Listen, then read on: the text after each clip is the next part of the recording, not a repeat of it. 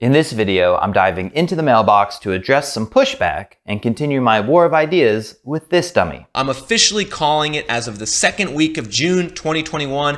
The US housing market crash has started. We'll get back to that hilarious clip from 2021 later in the video. So I recently posted a video critiquing my real estate YouTube colleague Nick Gerli of Reventure Consulting and Radio Shack regional spokesman RJ Talks. And I got a lot of spirited debate in the comment section. And let me first say, I welcome all comments. I am not offended easily, and I appreciate it when someone steps forward with an impassioned and informed counterargument. What irks me a little is when a Nick Gerli stan vomits a cascade of Nick Gerli talking points as though the points have any merit or even address the content of the video. But then I realize something.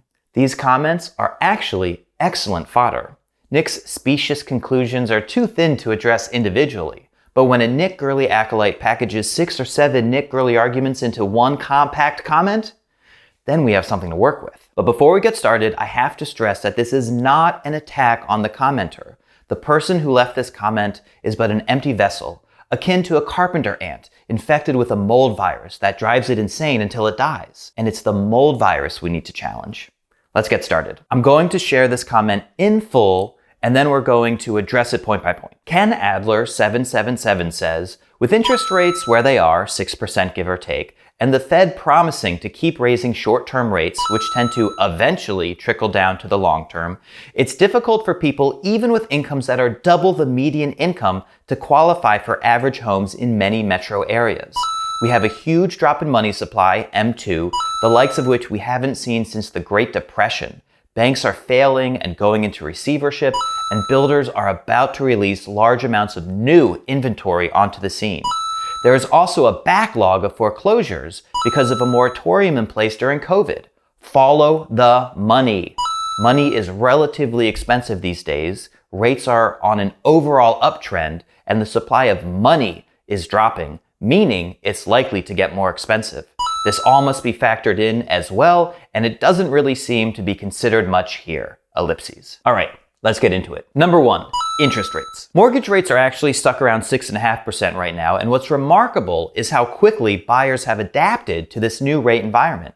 Mortgage applications fell dramatically when rates doubled last year, but have held steady as rates have held steady or even trended downward since November 2022. Rates have clamped down demand as well as supply. Fewer first-time buyers have the means to get into this market, but by the same token, fewer owners are motivated to list in this high-rate environment. As a result, the median sale price has actually been increasing this year, and month's supply of inventory, which measures the balance of supply and demand, has fallen from its winter high of 4.5 months to 2.7 months last week. And in case this isn't clear, when month's supply of inventory drops, it means that supply is being outpaced by demand. Number 2, Fed rate hikes. Well, in the 2 days since the last Fed rate hike of 25 basis points, the average 30-year mortgage rate has actually fallen 13 basis points. In fact, if you look at this round of Fed rate hikes, you'll see that mortgage rates began to climb before the Fed started hiking. Then the Fed rate and mortgage rates climbed together, but since November 2022, mortgage rates have relaxed while the Fed has kept hiking. And the reason for this is that Fed rate hikes don't really trickle down to mortgage rates, as Ken Adler 777 suggested. The relationship between the Fed rate and mortgage rates is a little more complicated than that.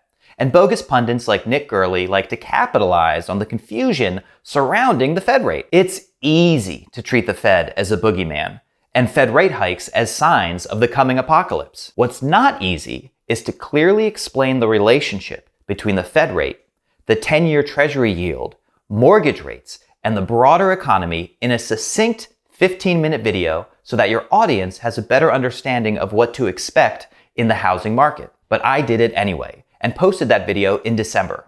If you've ever been frustrated because you don't quite understand the exact mechanics behind rates, yields, and the economy, watch my explainer. I'll link to it at the end of this video, and for the impatient amongst us, there's also a link in the description below. All right, item number 3, the lack of affordability in cities. Ken Adler 777 points out that you need double the median income to buy a median-priced home in many US cities.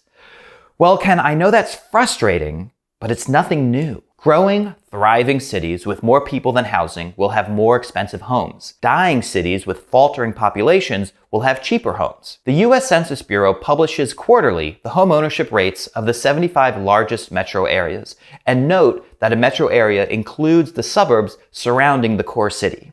Here are a few cities from the most recent print, as well as the national homeownership rate in Q1 2023, 66% here in blue. In green are several cities, LA, New York, SF, Dallas, and Austin, where supply is constrained. The homeownership rate in these cities is lower than the national average. In red are a few dying cities, Detroit, Pittsburgh, and Tucson. These three cities are suffering from population decline, meaning more housing is available than there are people to fill it, and the homeownership rate is above the national average. It comes down to simple supply and demand economics. Owned homes are preferable to rental units, and there are only so many single-family homes in these cities where people actually want to live, so the prices go up and less affluent residents continue renting. Cities grow in people much faster than they grow in housing infrastructure, and that squeeze has really been felt in places like Austin and Boise the last 2 years. But Austin still has a 63.4% home ownership rate compared to LA's 46.1%. There's still squeeze left in Austin's housing market. Okay, moving on to our next 2 points, which we'll double team here. The drop in the money supply and failing banks. The money supply talking point comes from this chart Nick made and posted to his Twitter. What he's showing here is that when the money supply shrinks, we have a recession or depression, just as we did in 1929, 1921, 1893, and the 1870s. Look, I'm not an economic historian, and neither is Nick Gerli. For example, did you know that dollars were pegged to both silver and gold until the Coinage Act of 1873? Did you know that in 1933, Franklin Roosevelt confiscated gold from US citizens by executive order, resulting in a devaluing of the dollar by 41%? But here's one I did know, and you should know it too. In 1971, Richard Nixon depegged the dollar from gold, turning dollars into a fiat currency backed by nothing. The point I'm making is that comparing today's money supply to that of the 1920s or 1890s or 1870s is totally fucking absurd. The US dollar has barely been a fiat currency for 50 years, and Nick's going back a century to find support for his argument. But here's where Nick's arguments really fall apart. He's demonstrating correlation, not causation. A real economist would be able to tell you why employment and monetary supply seems to fall in conjunction between 1870 and 1930. A real economist would at least share a theory as to why a tightened monetary supply reduced employment, or conversely, how higher unemployment shrunk the money supply. But not our boy Nick. He just says, look at these correlations I found between 1870 and 1930. You know what that means, and then he rubs his hands together like Mr. Burns or an evil ferret. But what about when unemployment hit 9% in 1975? Or 11% in 1982? Or 10% in 2009? I don't see the monetary supply contraction during any of those unemployment peaks. Nick? And let's talk about failing banks. I'm not going to downplay the fact that several large banks have failed because held-to-maturity assets on their balance sheets spooked customers and created bank runs. That happened, and it is unsettling. But guys like Nick like to throw bank failures in your face for 2 reasons. One, it's kind of reminiscent of Bear Stearns and then Lehman Brothers going under at the onset of the Great Recession, right? Some financial institutions failed then, some are failing now, ergo we're in for a huge financial calamity. I'm just going to point out that hedge funds and depository banks are extremely different beasts, especially in the wake of the Frank Dodd Wall Street Reform and Consumer Protection Act of 2010, and move on to point number 2. The real argument here, the real reason to bring up SVB and First Republic, is to suggest that all-out economic collapse is just around the corner. And maybe it is. But at the same time, the Fed appears to be done raising rates, unemployment just dropped 10 bips to 3.4%, and the GDP is showing signs of cooling without crashing. Nothing I said is false. To ignore these things and live in fear is a choice. Point number 6, builders are about to release a ton of new inventory. This is the biggest canard of them all. Let me show you why. Firstly, of the 1.5 million plus homes under construction, over half of them are in buildings with 5 or more units.